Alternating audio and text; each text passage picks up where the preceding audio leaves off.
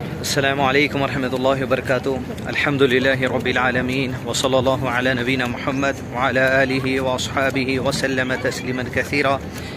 اس Islamic studies class میں ہم آج انشاءاللہ مسجد نبوی اور مدینہ میں جو ہے جہاں پر نبی صلی اللہ علیہ وسلم 10 سال رہے، مکہ سے آنے کے بعد وہاں پر انشاءاللہ وزٹ کریں گے، اور نبی صلی اللہ علیہ وسلم کے جو حجرات تھے، یعنی آپ صلی اللہ علیہ وسلم کا گھر، اور جہاں آپ صلی اللہ علیہ وسلم کی وفات ہوئی، یعنی آپ کا انتقال ہوا، اور وہیں پر آپ کو جہاں تدفین کی گئی، اور نبی صلی اللہ علیہ وسلم کے وائفز جن حجرات میں رہتے تھے، انشاءاللہ وہ ہم آج آپ کو انشاءاللہ اس کلاس میں دکھانے کی کوشش کریں گے۔ یہاں آپ دیکھ رہے ہیں گرین ٹوم، اسی کے نیچے نبی صلی اللہ علیہ وسلم کی قبر ہے، اور اسی کے نیچے نبی صلی اللہ علیہ وسلم کی حجرات، یعنی گھر جس میں نبی صلی اللہ علیہ وسلم اپنے وائفز کے ساتھ رہتے تھے۔ انشاءاللہ اندر جا کر ہم آپ کو انشاءاللہ وہ بھی بتائیں گے۔ الحمدللہ یہ راستہ نبی صلی اللہ علیہ وسلم کے حجرات اور قبر کی طرف جاتا ہے، اور زیارت کرنا نبی صلی اللہ علیہ وسلم کے قبر کی، اور وہاں پر آپ صلی اللہ علیہ وسلم پر سلام بھیجنا، یہ حدیث میں اس بات کی تعلیم ہے۔ اور یہ جو لیفٹ سائیڈ میں ہے ممبر، اور ممبر کے ادھر نبی صلی اللہ علیہ وسلم کے گھر، یہ جو ایریا ہے جہاں لوگ نماز پڑھ رہے ہیں، یہ نبی صلی اللہ علیہ وسلم کا گھر ہے، جو آپ کو گرین اور گولڈن جالی دکھ رہی، اور یہ ممبر، یہ جو حصہ ہے جہاں پر یہ لوگ نماز پڑھ رہے ہیں، یہ ریاض الجنہ ہے، جنت کے حصوں میں سے ایک حصہ، اور یہ نبی صلی اللہ علیہ وسلم کے گھر ہیں۔ اور یہ نبی صلی اللہ علیہ وسلم کے گھر میں جو حجرات کہتے ہیں، جو قرآن مجید میں سورہ حجرات ہے، یہ حضرت عائشہ رضی اللہ عنہ کا حجرہ ہے، اسی میں نبی صلی اللہ علیہ وسلم کا انتقال ہوا، اور یہیں پر آپ کو دفن کیا گیا، کیونکہ انبیاء جہاں انتقال کرتے ہیں انہیں وہیں دفن کرنے کا اللہ تعالیٰ کا حکم ہے۔ یہ ریاض الجنہ، یہ نبی صلی اللہ علیہ وسلم کا گھر۔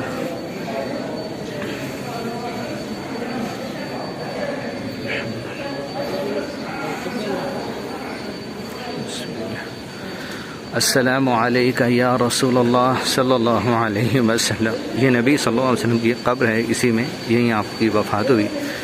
السلام علیکہ ایھا النبی ورحمۃ اللہ وبرکاتہ۔ السلام علیکہ یا ابی بکر رضی اللہ عنہ، السلام علیکہ یا عمر بن خطاب رضی اللہ عنہ۔ یہ نبی صلی اللہ علیہ وسلم کی حجرات ہیں، جس میں آپ صلی اللہ علیہ وسلم کے وائفس رہتے تھے، چھوٹے چھوٹے کمرے تھے، اور اسی کے ادھر بازو مسجد نبوی، یہ بھی آپ کی حجرات کا حصہ ہے۔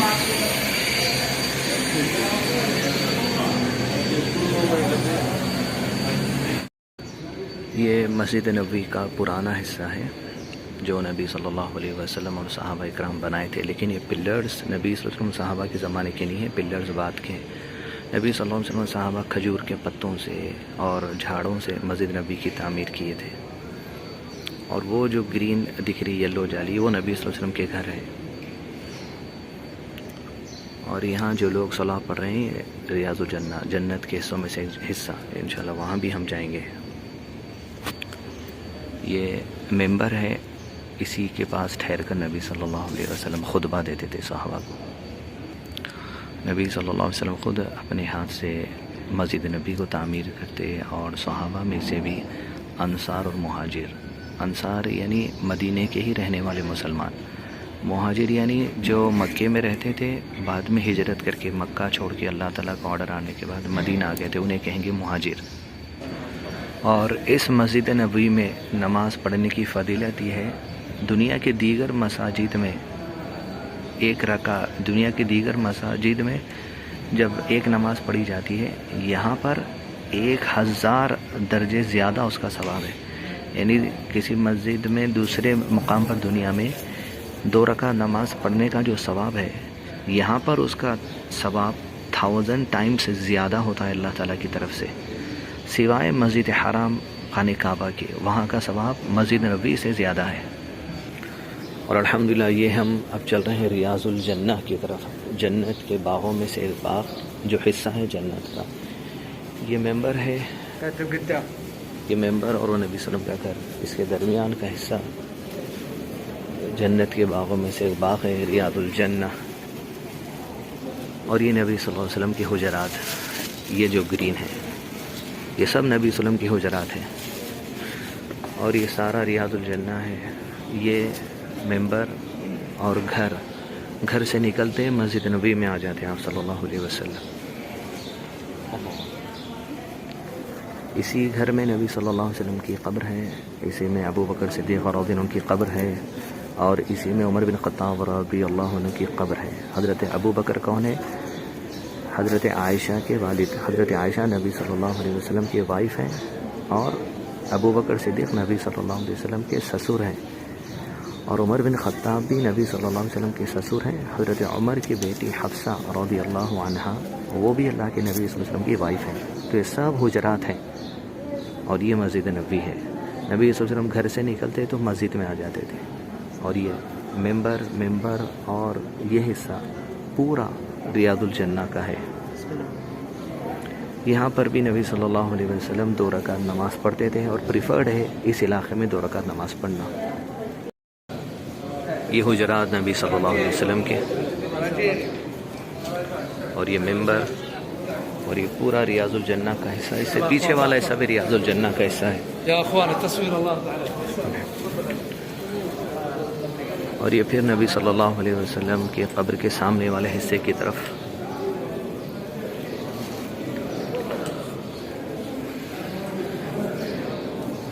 نبی صلی اللہ علیہ وسلم کی قبر کے بعد ابو بکر صدیق کی قبر، پھر عمر بن خطاب کی قبر، اور وہاں ایک اور قبر کی جگہ ہے جس میں قیامت سے پہلے عیسیٰ علیہ السلام جو نازل ہو کر آئیں گے، وہ ان کا جب انتقال ہوگا تو ان کی قبر یہاں پر ہوگی، نبی صلی اللہ علیہ وسلم کے قبر کے بازو۔ یہ بات حدیث میں نبی صلی اللہ علیہ وسلم نے ارشاد فرما دی ہے۔ السلام علیک یا رسول اللہ صلی اللہ علیہ وسلم، السلام علینا وعلی عباد اللہ الصالحین، السلام علیک ایہا النبی ورحمۃ اللہ وبرکاتہ، السلام علیک یا ابی بکر رضی اللہ عنہ، السلام علیک یا عمر بن خطاب رضی اللہ عنہ۔ نبی صلی اللہ علیہ وسلم کی قبر، حضرت ابو بکر کی قبر، حضرت عمر کی قبر، اور انشاءاللہ یہاں پر حضرت عیسیٰ علیہ السلام کی بھی قبر آنے والی ہے قیامت سے پہلے۔ یہ حجرات کا پیچھے والا حصہ۔ نبی صلی اللہ علیہ وسلم کے گھر کے اس سائیڈ میں بقیع ہے، یعنی بہت بڑا قبرستان ہے، جس میں کئی صحابہ کی قبریں ہیں، اس کو بھی ہم کلوز میں انشاءاللہ بتانے کی کوشش کریں گے۔ یہ سارا بقیع قبرستان ہے اس باؤنڈری وال کے پیچھے۔ ابھی یہ گیٹ کلوز ہے، یہاں پر اندر نہیں جا سکتے اس وقت۔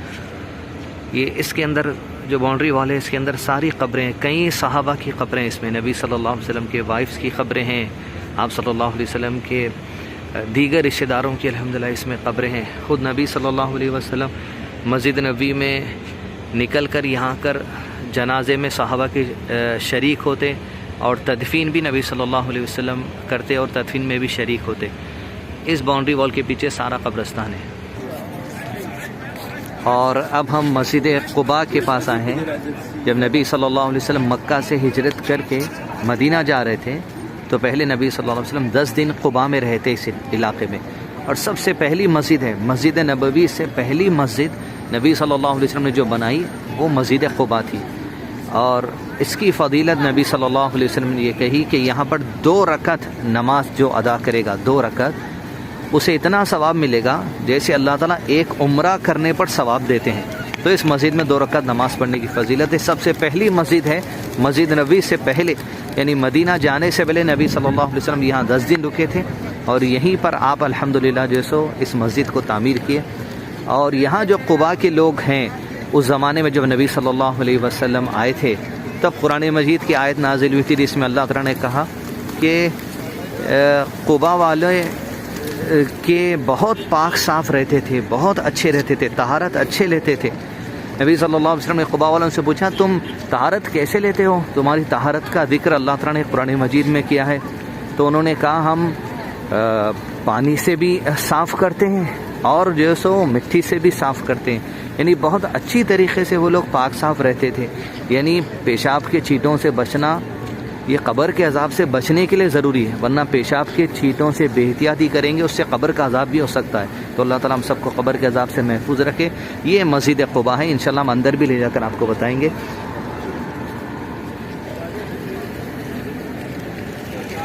یہ مسجد قباء کا اندر کا ایریا ہے۔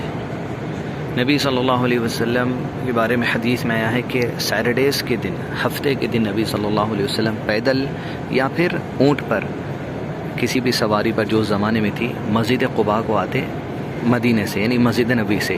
مسجد قباء سے مسجد نبوی کے بیچ میں جو ڈسٹینس ہے وہ اپروکسیمیٹلی 4 کلومیٹر سے 5 کلومیٹر ہے۔ تو نبی صلی اللہ علیہ وسلم کبھی پیدل بھی آتے یا کبھی سواری پر بھی آتے اور سیٹرڈے کے دن آتے، یہ بات حدیث میں آئی ہے۔ اس مسجد کے محراب کے اوپر آپ دیکھیں گے ایک آیت لکھی ہوئی ہے۔ یہ آیت قباء کے لوگوں کے بارے میں نازل ہوئی تھی۔ یہ آیت ہے جو اوپر کی پلیٹ میں ہے، وہ آیت ہے۔ اعوذ باللہ من الشیطان الرجیم، اسس علی التقوی واللہ یحب المتطہرین، کہ اللہ تعالیٰ بہت پاک صاف رہنے والوں سے محبت کرتا ہے۔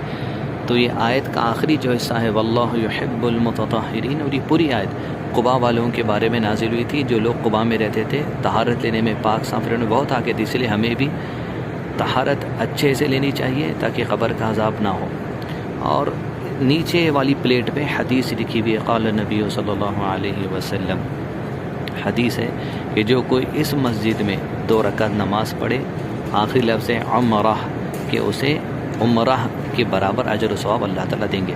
مطلب یہ نہیں ہے کہ کوئی اگر یہاں 2 رکعت نماز پڑھ لے تو عمرہ کرنے کی ضرورت نہیں ہے، ایسا نہیں ہے، لیکن اجر و ثواب اتنا زیادہ ہے اس مسجد میں نماز پڑھنے کا، اللہ تعالیٰ نے اتنی فضیلت رکھی ہے اس کی، عمرہ کو جتنا ثواب دیا جاتا ہے اتنا 2 رکعت نماز یہاں پڑھنے کو ثواب دیا جاتا ہے۔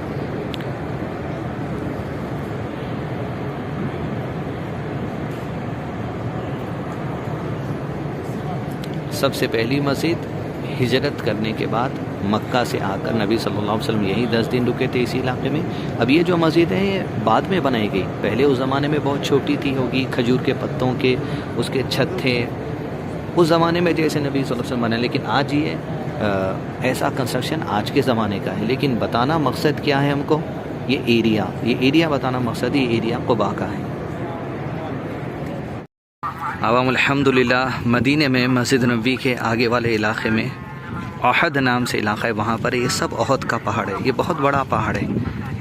اور نبی صلی اللہ علیہ وسلم ارشاد فرما، ہم احد سے محبت کرتے ہیں، وہ ہم سے محبت کرتا ہے۔ اسی ایریے میں نبی صلی اللہ علیہ وسلم کے زمانے میں مشرکین مکہ جو اس وقت کے ٹیررسٹ تھے، دہشت گرد تھے، انہوں نے مسلمانوں کو ختم کرنے، اسلام کو ختم کرنے 3000 آرمی مدینہ لے کر آئے تھے تاکہ مدینے میں نبی صلی اللہ علیہ وسلم کو قتل کر دیں اور مسلمانوں کو قتل کر دیں۔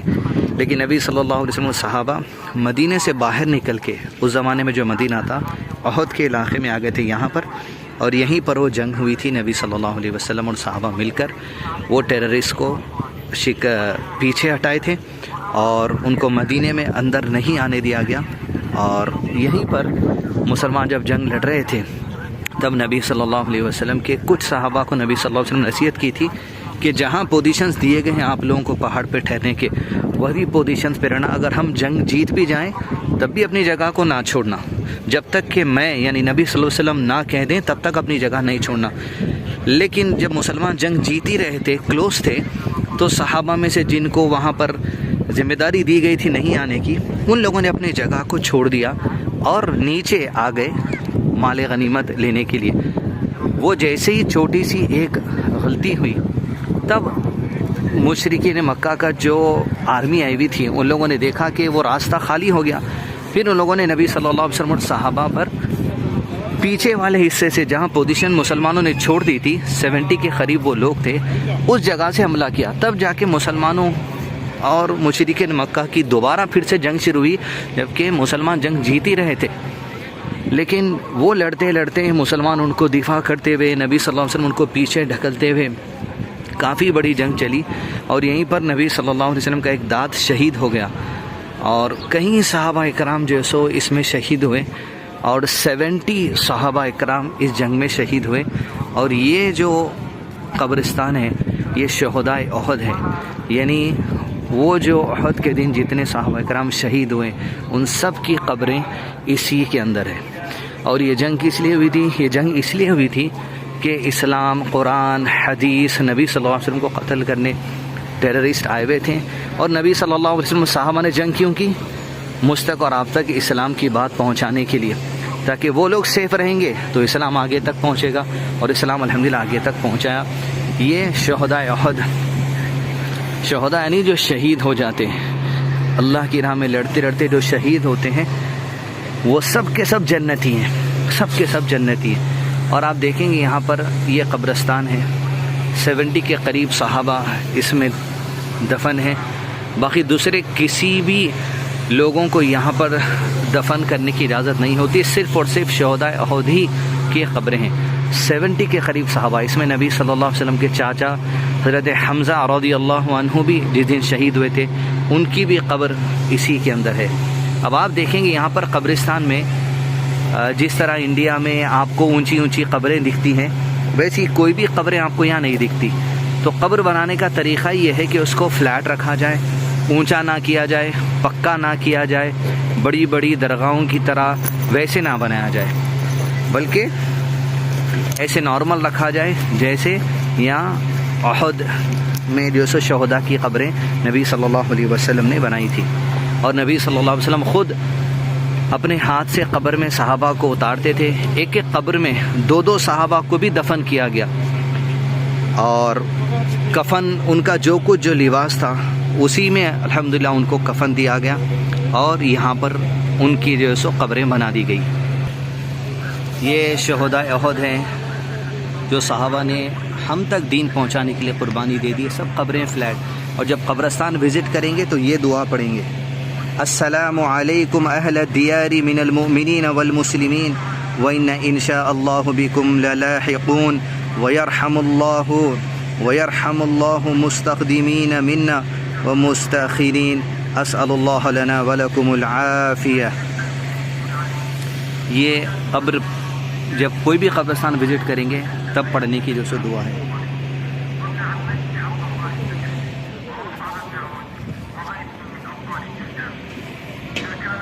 اس کے علاوہ اور بھی دوسری دعائیں جو قبر میں قبرستان وزٹ کرے جب پڑھ سکتے ہیں، جو حدیث میں الحمدللہ ہم کو ملے گی۔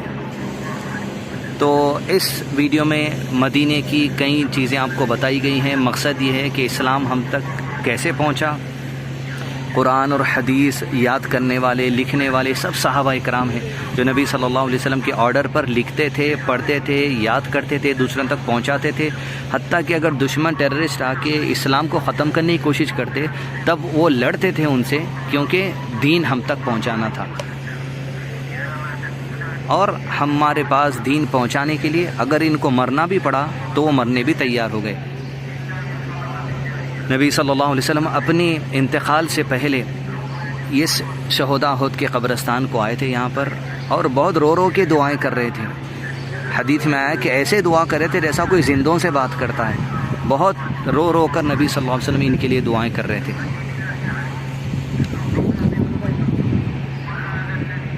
اور یہ سارا کا سارا جو پہاڑ ہے احد ہے۔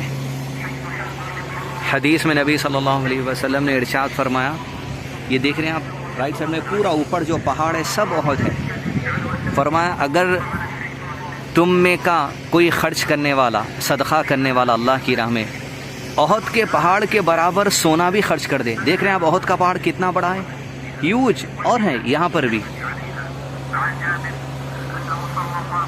یہ پھیلا ہوا ہے، اتنے ویٹ کے برابر بھی اگر کوئی سونا خرچ کرنا چاہے خرچ کر دے۔ اور نبی صلی اللہ علیہ وسلم کے صحابہ میں سے کوئی ایک صحابی اگر 1 مد یا آدھا مد، 1 مد یعنی 1 لیٹر کا مگ ہوتا ہے جس میں پانی سے وضو کرتے تھے نبی صلی اللہ علیہ وسلم، اس کا آدھا یعنی آدھا لیٹر، اگر وہ 1 مد یا اس کا آدھا مد بھی خرچہ کر دے صحابہ، تو تم اگر احد کے پہاڑ کے برابر بھی سونا خرچہ کرو گے تب بھی ان کے خرچہ کرنے کے کبھی مقابلے میں تم نہیں پہنچ سکتے۔ مطلب ان کی نیت، ان کا ایمان، ان کا تقوی اتنا ہائیسٹ لیول کا تھا، اگر ہم احد کے پہاڑ کے برابر سونا بھی خرچ کر دے اللہ کی راہ میں، اور ان کا تھوڑا سا کوئی چیز خرچ کر دینا، جبکہ سچویشن ایسی تھی، نیت کے ساتھ، تقوی کے ساتھ، محبت کے ساتھ پورا نبی صلی اللہ علیہ وسلم کا ساتھ دینا تھا، جان چلی جاتی جان دینا پڑتا تھا، تو کہا نبی صلی اللہ علیہ وسلم نے تمہارا ان کے ساتھ کوئی مقابلہ ہی نہیں ہے۔ ہم ایک احد کے پہاڑ کے برابر سونا تول کے اگر خرچ کریں گے، صحابہ ایک مد یا آدھا بھی خرچہ کر دیں گے، تب بھی ہم ان کا مقابلہ نہیں کر سکتے۔ تو یہ صحابہ اکرام ہیں، انہی کے منہج پہ ہم کو چلنا ہے، انہی کے طریقے پہ ہم کو چلنا ہے۔ قرآن جیسے انہوں نے سیکھا ویسے سیکھنا ہے، قرآن کی انٹرپریٹیشن، قرآن کے میننگ جیسے انہوں نے نبی صلی اللہ علیہ وسلم سے سیکھے ویسے ہمیں سیکھنا ہے، حدیث کو جیسے انہوں نے نبی صلی اللہ علیہ وسلم سے سیکھا ویسے ہمیں سیکھنا ہے، حدیث کا انٹرپریٹیشن جیسے انہوں نے نبی صلی اللہ علیہ وسلم سے سیکھا ویسے ہمیں سیکھنا ہے۔ قرآن مجید میں اللہ نے ارشاد فرمایا اعوذ باللہ من الشیطان الرجیم والسابقون الاولون من المہاجرین والانصار۔ انصار اور مہاجر صحابہ کے دو گروپ ہیں۔ انصار آپ کو بتایا گیا کون ہے، مدینے کے رہنے والے۔ مہاجر کون ہے، جو مکے سے آئے تھے۔ تو اس 70 میں مہاجر انصار دونوں ہیں۔ والذین اتبعوہم بإحسان، اور جو کوئی تم میں سے اچھے نیت کے ساتھ ان کے طریقے پر چلے گا، قرآن کو ان کے منہج پر، ان کے طریقے پر سیکھے گا، حدیث کو ان کے طریقے پر سیکھے گا، تمہارا عمل، تمہاری عبادت، تمہارے عقیدے، تمہارے معاملات صحابہ نے جیسے نبی صلی اللہ علیہ وسلم سے سیکھے ویسے ہوں گے، رضی اللہ عنہم ورضوا عنہ، اللہ تو صحابہ سے راضی ہو گیا اور صحابہ بھی اللہ سے راضی ہو گئے۔ دین پہ عمل کر کے، جان اللہ کی راہ میں دے کر، صدقہ خیرات کر کر، نبی صلی اللہ علیہ وسلم کی اتباع کر کر اللہ سے راضی ہو گئے وہ، اور اللہ بھی ان سے راضی ہے۔ اور اگر تم چاہتے ہو کہ اللہ تعالیٰ بھی تم سے خوش ہو جائے، تو تمہیں بھی صحابہ کے طریقے پر ہی چلنا چاہیے، اپنے عقیدے صحابہ کے جیسے، اپنا عمل صحابہ کے جیسا، سب کچھ معاملات، سب کچھ صحابہ جیسا قرآن حدیث پہ عمل کرتے تھے، ویسے ہی مجھ کو اور آپ کو عمل کرنے کی کوشش کرنی چاہیے۔ اس وقت یہاں احد پر ہیں، آپ پورا پیچھے دیکھ سکتے ہیں، احد ہے، ہر طرف یہ احد، پورا علاقہ احد کہا جاتا ہے۔ اور نبی صلی اللہ علیہ وسلم مدینہ ہجرت کرنے کے تیسرے سال غالباً یہ احد کی جنگ ہوئی تھی، اور مشرکین مکہ نے مسلمانوں کو ختم کرنے کی کوشش کی، لیکن اللہ تعالیٰ نے مسلمانوں کو ایک کے بعد ایک کامیابی دی، اور اسلام دنیا کے اندر غالب ہو گیا اور ہمارے گھروں تک بھی پہنچ گیا، اور آج ہم انہی کی سیرت مسلمان ہوتے ہوئے الحمدللہ سن رہے ہیں۔ تو یہ مدینہ میں کچھ چیزیں تھیں جو آپ کو اس ایپیسوڈ میں دکھانی تھی۔ جب بھی آپ وزٹ کریں مدینہ، ان جگہوں پہ وزٹ کریں، اور اللہ تعالیٰ سے جو سو دعائیں کریں کہ اللہ تعالیٰ ہم کو صحابہ کے منہج پر زندہ رکھے اور صحابہ کے منہج پر موت دے۔ اللہم صلی وسلم علی نبینا محمد۔ یہاں آپ دیکھ سکتے ہیں قبریں،